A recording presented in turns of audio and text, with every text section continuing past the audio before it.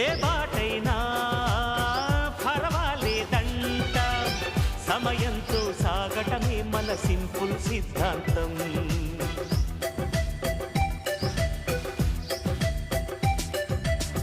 చిరుగాలికి పరిమళమిచ్చే సిరిమల్లెల వనమై ఉందాం, గగనాన్ని నేలను కలిపే హరివిల్లుల బంతెన అవుదాం.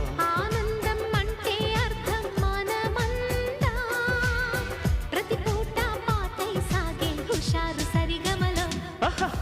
ఎన్నో ఎన్నో రాగాలుండే సంగీతం కాదా, చల్లకి నవ్వుల కేరింత.